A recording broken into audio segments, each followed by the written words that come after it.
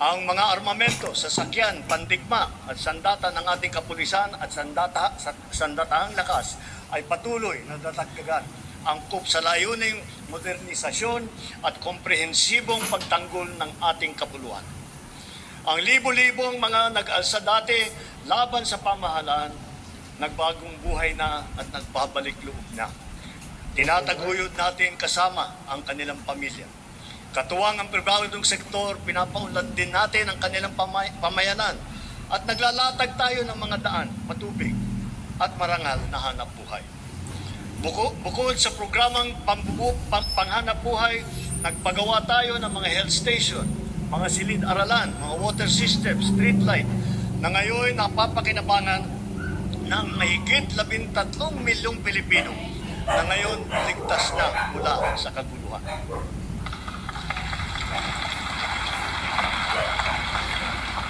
At sa wakas, wala na ring nalalabing grupong gerilya sa bansa.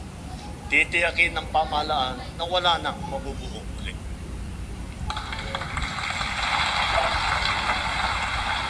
Magkakasangga ngayon ang AFP, PNP at mga dating rebelde sa pagpapanatili ng kaayusan at kapayapaan sa BARM.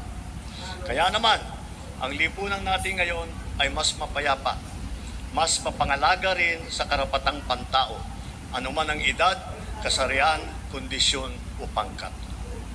Ngunit, kahit pa sinasabing bumababa ang antas ng krimen sa bansa, walang ibang magpapalubag ng pangamba at pagkabahala lalo na sa ating mga biktima mismo ng kriminalidad. Kaya ang puwersa ng ating kapulisan ay nagbabantay at rumoronda na para nararamdaman ng taong bayan. Sila ay re-responde sa tawag ng tungkulin sa loob lamang ng 5 minuto.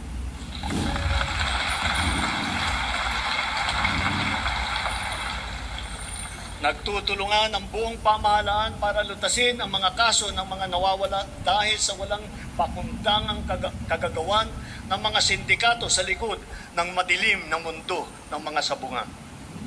Hahabulin at pananagutin natin ang mga utak at mga sangkot, civilian man o opisyal.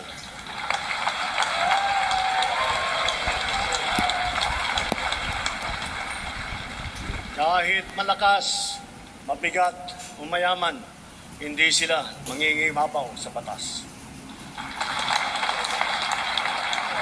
Higit sa lahat, ipararamdam natin sa mga salarin ang bigat ng parusa sa karumal-dumal na krimen ng mga ito. Sa mga isinagawang pagsakote sa mga bodega at laboratorio at takang pagpasok, halos 83 bilyong pisong halaga ng droga ang nakumpiska na.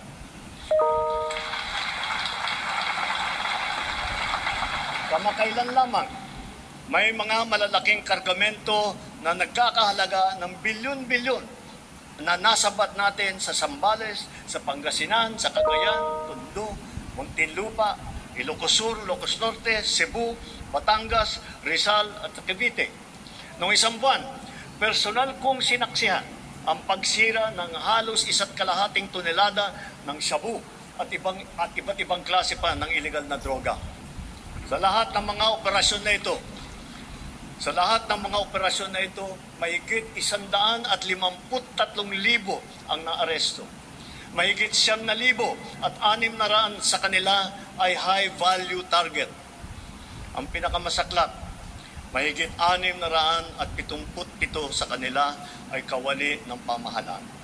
Mahigit 100 ay halal na opisyal. Mahigit 50 ay pulis. Sa 3 taon lamang, halos mapantayan na ang kabuuang huli ng nakaraang administrasyon.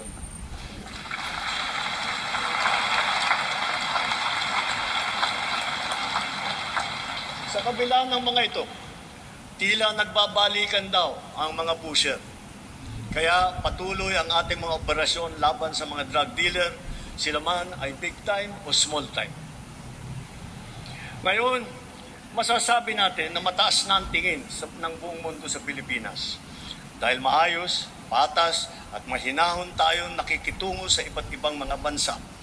Tumutupad din tayo sa ating mga kasunduan at sa mga batas at panuntunan na pandaigdig na komunidad. Nagpapasalamat tayo sa ating mga magigiting ng OFW dahil sa kanila na ipamalas ang angking galing, kabutihan at puso ng Pilipino sa lahat ng sulok ng daigdig. Sa harap ng mga bagong banta sa ating kapayapaan at soberanya, mas maigting ngayon ang ating paghahanda, pagmamatyag at pagtatanggol sa ating sarili.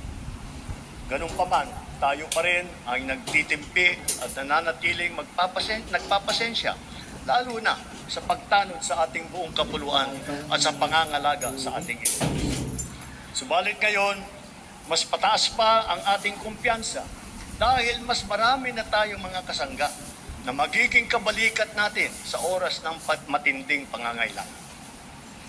Then as now, our foreign policy remains the same. The Philippines is a friend to all. The Philippines is an enemy to none.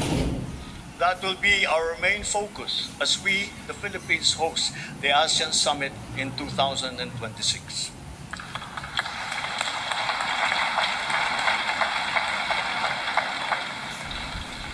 Para sa ating mga Pilipino, malayo man, malapit din, kasing sidhi ang paglingap natin sa ating mga kababayang nasa ibang bansa, lalo na ang nasa panganib at nagdadaan sa matinding pagsubok. Hindi po biro at sadyang mapanganib ang hanap buhay ng ating tripulante.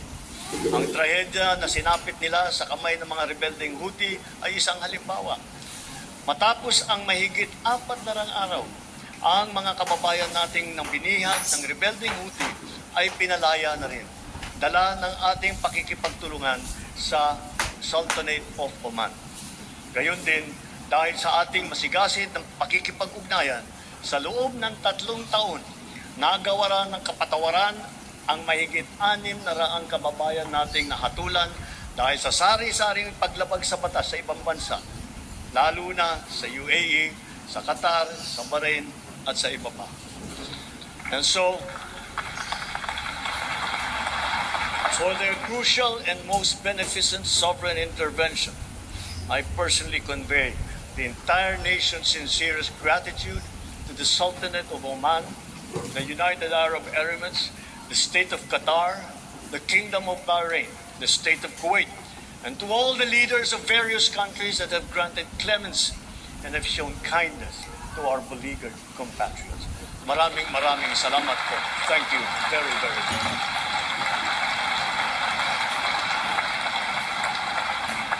Masigasig din ang ating paghahanda at pagmamatyag laban sa banta ng sakuna at kalamidad, lalo na sa bagong normal at nagbabagong klima na nagbubugso na panahon. Ngayong Hulyo, 4 na bagyo na ang dumaan sa atin. Sabi ng Pag-asa, mga 12 pa ang nagbabantang papasok sa bansa hanggang Disyembre. Sa 24 nating aktibong bulkan sa bansa, 4 ang kasalukuyang nag-aalporoto, lalo na ang Kanloon sa Negros. Hindi tayo dapat tumigil sa ating mga ginagawang paghahanda dahil ang banta ay patuloy na naririyan. Dapat ay maging likas at automatic na ang mga wastong gawin sa tuwing may sakuna. Dahil sunod-sunod ang mga sakuna. Lalo na ang bagyo, mahalagang itanim ang prinsipyo na continuous improvement, kung saan tayo ay natututo sa palaging humuhusay at sa bawat karanasan. Nareremedyohan kung saan tayo nagkulang at saan natin dapat galingan pa. Kasama ng mga mahalagang infrastruktura, dadagdagan pa natin ang mga makabagong evacuation center ng ating naipadawiunan. Hindi na dapat pang gamitin bilang evacuation center ang ating mga paaralan.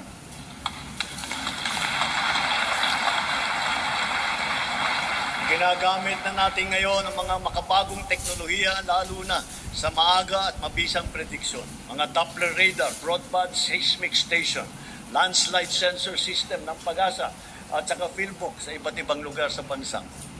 Sa epektibong pagsasaklolo, nakakatulong ang mga mobile command and control vehicle ng DOST na ipinamahagi natin sa 11 LGU sa buong bansa. Sa ating mga kababayan, hindi magtatagumpay ang anumang paghahanda natin kung wala ang tulong po ninyo. Hiling din namin ang inyong kooperasyon, inyong disiplina.